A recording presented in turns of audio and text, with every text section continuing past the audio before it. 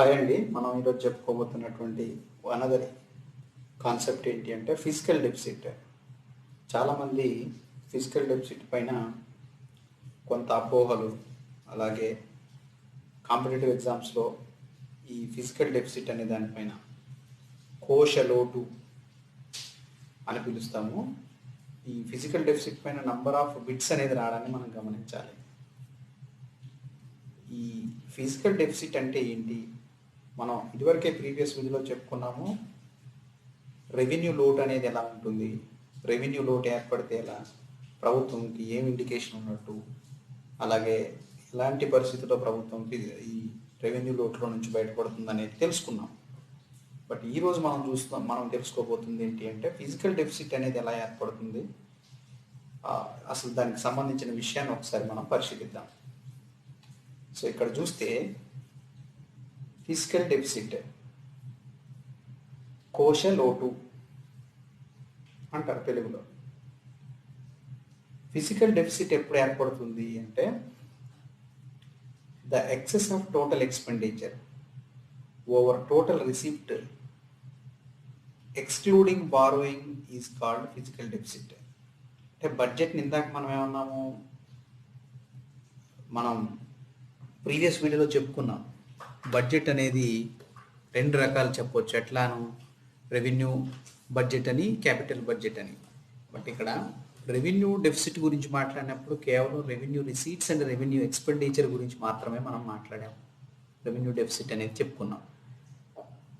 ఇక్కడ ఫిజికల్ డెఫిసిట్కి వచ్చే వరకు ఏంటి అంటే రెండు బడ్జెట్లను చూడాలి. అటు రెవెన్యూ డెఫిసిట్, అటు క్యాపిటల్ అకౌంట్స్ సంబంధించిన విషయాలు రెండు కూడా ఓవరాల్ బడ్జెట్కి సంబంధించిన డెఫిసిట్ అన్నట్టు. ఫిజికల్ డెఫిసిట్ అంటే కేవలం ఒక రెవెన్యూ విషయాలే కాదు, ఇక్కడ క్యాపిటల్ ఇష్యూస్ కూడా ఉంటాయి. రెండు వాటిని కలిపి మనం ఫిజికల్ డెఫిసిట్ని చెప్పుకుంటాం. So in other words, the physical deficit gives the amount needed by the government to meet it's expenses. Thus, a large physical deficit means a large amount of borrowings. మనం ఎక్కువగా ఈ బయట నుంచి అప్పులు తెచ్చుకునేవి ఏవైతే ఉంటాయో దీన్ని ఫిజికల్ డెఫిసిట్కి ప్రధాన కారణం అవుతుంది.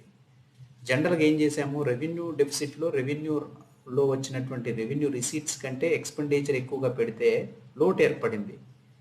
ఆ లోటును పూడ్చుకోవడం కోసం internal debts, external debts, internal borrowing, external borrowing కనుక మనం పోయామనుకోండి, అంటే revenue deficit, revenue receipts, revenue ఎక్స్పెండిచర్కి సంబంధించిన విషయాలు, అలాగే క్యాపిటల్ అమౌంట్, క్యాపిటల్ ఖాతాలో ఏదైతే మూలధన ఖాతాలో ఉన్నటువంటి బారోయింగ్స్, రిసీట్స్, అకౌంట్స్ ఏవైతే ఉన్నాయో అవన్నీ కలిపి ఫిజికల్ డెఫిసిట్ చెప్తుంది. ఫిజికల్ డెఫిసిట్ ఎక్కువగా ఉన్నది అంటే దాని అర్థం మనం ఎక్కువ అప్పులు చేస్తున్నాము అని అర్థం. సో ఫిజికల్ డెఫిసిట్ అనే దాన్ని బట్టి ఒక దేశం యొక్క బడ్జెట్ డిసిప్లైన్ అనేది దేని మీద ఆధారపడి ఉంటుందంటే ఫిజికల్ డెఫిసిట్ మీద ఉంటుంది. ఫిజికల్ డెఫిసిట్ కనుక ఎక్కువగా ఉంది అంటే వాళ్ళు ఎక్కువగా అప్పులు చేస్తున్నారు. ఎక్స్టర్నల్, ఎస్పెషల్లీ ఎక్స్టర్నల్ బారోయింగ్స్ చేస్తారు. అటు ప్రభుత్వానికి ఎప్పుడైనా డబ్బులు అవసరమైతే ఎవరిని అడుగుతుంది, ఇంటర్నల్గా చేస్తుంది, లేదా ఎక్స్టర్నల్ ఎక్కడి నుంచి అప్పు తెస్తుంది. గత్యంతరం లేని పరిస్థితుల్లో ఏం చేస్తుంది అంటే రిజర్వ్ బ్యాంక్ ఆఫ్ ఇండియాకి చెప్పి కొత్త కరెన్సీని కూడా ముద్రించుకునేటటువంటి సోర్సెస్ ఉంటాయి. సో ఇలాంటి వాటి వల్ల కొన్ని ప్రమాదాలు ఉంటాయి. ఎక్సెస్ కరెన్సీని ముద్రించుకోవడం అనేది ఒక ప్రమాదం సంకేతం. ఎలా సంకేతం అంటే ఆర్థిక అసమానతలు రూపొందించాలని రిజర్వ్ బ్యాంక్ ఆఫ్ ఇండియా దగ్గర నుంచి ప్రతి ఒక్కడు సంచి డబ్బులన్నీ ముద్రించుకొని ఇంటింటికి పంచిపెట్టామనుకోండి, పేదవాళ్ళందరికీ హెల్ప్ చేసినట్టుగా, ధనవంతులందరికీ హెల్ప్ చేసినట్టుగా మీరు భావించి అందరికీ తలా ఇంత డబ్బులు పంచిపెట్టాము. దానివల్ల ఏమవుతుంది అంటే ఫైనాన్షియల్ డిసిప్లిన్ దెబ్బతింటుంది. ఆర్థిక వ్యవస్థ అంతా డబ్బులు ఉంటాయి, వస్తువులు ఏవి ఉండవు. చిన్న వస్తువు కొనాలన్నా కూడా ఎక్కువ డబ్బులు పెట్టి కొనాల్సిన పరిస్థితి వస్తుంది. సో అలాంటి ప్రమాదాలు ఏర్పడతాయి. సో ఆ టాపిక్ మనం వేరే సందర్భంలో క్లియర్గా చెప్పుకుందాం. బట్ ఇక్కడ ఫిజికల్ డెఫిసిట్ అనేది ఏంటి అంటే పూర్తిగా అప్పులతో కూడుకున్నటువంటి బడ్జెట్ ఉన్నది. ఆ బడ్జెట్ అనేది మనం చెప్పుకోవాలి. ఇక్కడ నేను ఒక ఫార్ములా ఇచ్చాను. ఫిజికల్ డెఫిసిట్ని ఎలా క్యాలిక్యులేట్ చేస్తామంటే total expenditure both revenue account and capital account. మనం ఫస్ట్ అన్నాం రెవెన్యూ అకౌంట్ అంటే రెవెన్యూ రిసీట్స్, ఎక్స్పెండిచర్కి సంబంధించింది. క్యాపిటల్ అకౌంట్ క్యాపిటల్తో వచ్చేది పోయేది చూస్తున్నాం. సో క్యాపిటల్ అకౌంట్ అంటే ఈ టోటల్ ఎక్స్పెండిచర్ రెవెన్యూ పైన క్యాపిటల్ పైన చేసేటటువంటి ఖర్చులు, అలాగే revenue receipts plus non debt capital receipts ఏవైతే ఉన్నాయో వీటిని. సో ఈ రెండింటిని మైనస్ చేయగా మనకు కనబడేది ఏంటిది అంటే ఫిజికల్ డెట్ అనేది కనబడుతుంది. సో ఫిజికల్ డెఫిసిట్ అనేది కొంచెం కాంప్రహెన్సివ్ టాపిక్. బడ్జెట్లో అత్యంత ప్రధానమైనది ఫిజికల్ డెఫిసిటే. ఈ ఫిజికల్ డెఫిసిట్ వల్లనే దేశం ఎలాంటి పరిస్థితుల్లో ఉన్నదనేది కూడా మనం చెప్పవచ్చు. సో మీరు జాగ్రత్తగా గమనించాల్సింది ఏంటి అంటే ఈ ఫార్ములాను గుర్తుపెట్టుకోండి. ఏదన్నా ఫిజికల్ డెఫిసిట్కి సంబంధించినటువంటి బిట్స్ ఎప్పుడైనా వస్తే రెవెన్యూ అకౌంట్, క్యాపిటల్ అకౌంట్లో వచ్చి చేసేటటువంటి ఖర్చు, అలాగే revenue receipts, non debt capital receipts ఏవైతే ఉన్నాయో ఈ రిసీట్స్ ద్వారా వచ్చేదంతా, వీటిపైన చేసేదంతా, ఈ డిఫరెన్స్ అనేది ఫిజికల్ డెఫిసిట్ చెప్తుంది. అలాగే ఫిజికల్ డెఫిసిట్ ఏంటి అంటే simply put a financial deficit is a measure of how much the government needs to borrow from the market to meet it expenditure when it resources are inadequate. ఇప్పుడు మన దగ్గర ఆదాయం సరిగా లేదు, ప్రజలకు ఖర్చు పెట్టాలి, మనకు వచ్చే డబ్బులు తక్కువ, మనం చేసే ఖర్చులు ఎక్కువ, కాబట్టి ఫిజికల్ డెఫిసిట్ అనేది వచ్చింది. ఈ ఫిజికల్ డెఫిసిట్ని ఎక్కడి నుంచి కూర్చాలి? ఇది ఏం ఇండికేషన్ ఇస్తుంది? How much the government needs to borrow, అంటే ప్రభుత్వం తనకు అన్ని మార్గాల నుంచి వచ్చేటటువంటి డబ్బు ఎంత, చేస్తున్న ఖర్చు ఎంత అనేది రెండు చూపించేసింది.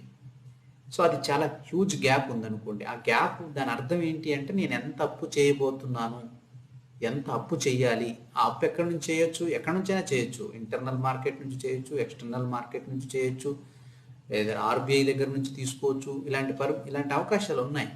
సో కాబట్టి ఆ ఫిజికల్ డెఫిసిట్ ఫిగర్ మనకి ఏం సంకేతం ఇస్తుంది అంటే ఎంతైతే ఫిజికల్ డెఫిసిట్ బడ్జెట్లో చూపిస్తున్నారో అంత డబ్బుని ప్రభుత్వం దగ్గర లేదు, దానికి సంబంధించినటువంటి అప్పు కోసం వెతుకుతుంది అనేది గుర్తుపెట్టుకోవాలి.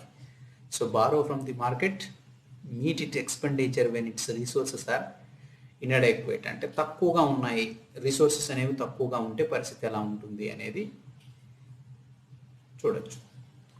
సో అలాగే ఫిజికల్ డెఫిసిట్ని ఎలా మెజర్ చేస్తాం? Measures in various measures might be taken to reduce financial deficit.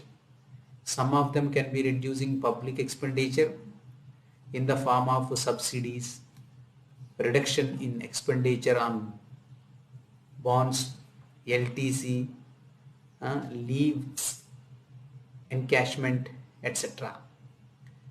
ఇవన్నీ రెడ్యూస్ చేస్తుంది ప్రభుత్వం. ఫిజికల్ డెఫిసిట్ ఎక్కువగా ఉంది, డబ్బును ఆదా చేసుకోవడం ఎట్లా, అప్పులకు పోకుండా ఉండడానికి ఆదా చేయడం, ఇలాంటివన్నీ మెజర్స్ చేసుకొని దీన్ని కంట్రోల్ చేసుకునే పరిస్థితులు చేస్తారు. అంటే ప్రభుత్వం అంటే ప్రజలకి తక్కువ రేటుకి అందించాలనే ఉద్దేశంతో సబ్సిడీస్ ఇస్తుంది. కొంత ఫార్మర్స్కి అయితే ఏముంది, అలాగే మహిళలకైతే ఏముంది, అంటే రకరకాల సెక్షన్స్ ప్రజలకు ప్రభుత్వం సబ్సిడీల రూపంలో ఉన్న రేటు మీద తగ్గించి వస్తువులను ఇస్తుంది. అలా కూడా ప్రభుత్వం మీద అధిక భారం అనేది పడుతుంది. సో ఇవన్నిటిని కొంచెం మనం కంట్రోల్ చేసుకుంటే ఫిజికల్ డెఫిసిట్లో నుంచి బయటపడడానికి అవకాశం అనేది ఉంటుంది. సో వీటన్నింటినీ కూడా మనం కంట్రోల్ చేసుకుంటే, సో ఈ విధంగా ఫిజికల్ డెఫిసిట్లో ఇవన్నింటినీ పబ్లిక్ ఎక్స్పెండిచర్ని తగ్గించుకున్నట్లయితే, వేటిపైన, సబ్సిడీస్ పైన, తర్వాత బాండ్స్, ఎల్టీసీ, లీవ్ ఎన్కాష్మెంట్స్, వీటన్నిటిపైన కూడా ప్రభుత్వం కొంత విత్డ్రా చేసుకున్నట్లయితే ఫిజికల్ డెఫిసిట్కి సంబంధించినటువంటి దాంట్లో నుంచి బయటపడడానికి అవకాశం అనేది ఉంటుంది. సో ఫిజికల్ డెఫిసిట్ ఇండికేషన్ ఏమిస్తుంది అంటే ఎప్పుడైనా ఒకటి గుర్తుపెట్టుకోవాలి, కోశలోటు అంటే ద్రవ్య కోశలోటు. ఎంత పరిమాణంలో అయితే డబ్బు లేదు ప్రభుత్వం దగ్గర, ఇంత పరిమాణంలో ఎంతైతే బడ్జెట్లో చూపిస్తుందో దాన్ని గుర్తుపట్టండి ఈసారి. ఆ ఫిగర్ని చూసి ఆ ఫిగర్ ఎంతైతే చూపించారో అంత డబ్బు ప్రభుత్వం దగ్గర లేదు, they are going to borrow either external or internal. ప్రభుత్వానికి రకరకాల సోర్సెస్ ఉంటాయి. సో కాబట్టి ఎక్కడి నుంచైనా ప్రభుత్వం తీసుకురావచ్చు. సో ఎక్కువగా అప్పులు తీసుకురావడం వల్ల కూడా కొన్ని ప్రమాదాలు అనేవి ఉంటాయి. సో దానివల్ల ప్రభుత్వం ఏం చేయాలి? ఈ ఫిజికల్ డెఫిసిట్‌ని కంట్రోల్ పెట్టాలి అంటే కొన్ని మెజర్‌మెంట్స్ చేసుకోవాలి. ఏం చేస్తుంది అంటే ప్రభుత్వం ఎక్స్‌పెండిచర్‌ని కొంచెం గాడిలో పెట్టుకోవాలి. వచ్చేదానికంటే ఎక్కువ ఖర్చు పెట్టేసి తర్వాత లోటు ఉందని మళ్ళీ ప్రజల మీద భారం విధించి దాన్ని సమకూర్చుకోవడం కంటే కూడా డిసిప్లైనరీ ఎక్స్‌పెండిచర్స్ ఉండాలి. సబ్సిడీస్ పైన మిగతా ఇతరత్ర వేస్టేజెస్ ఆఫ్ ఎక్స్‌పెండిచర్స్ ఎక్కడైతే ఉన్నాయో అక్కడ చూసి వాటిని కంట్రోల్ చేసినట్లయితే ఈ రిసీట్స్కి ఎక్స్‌పెండిచర్కి మధ్య బ్యాలెన్స్ కనుక వచ్చినట్లయితే ఫిజికల్ డెఫిసిట్ తగ్గుతుంది. సో ఇది ఇవాల్టి ఫిజికల్ డెఫిసిట్ అనేటటువంటి topic. So thank you for watching.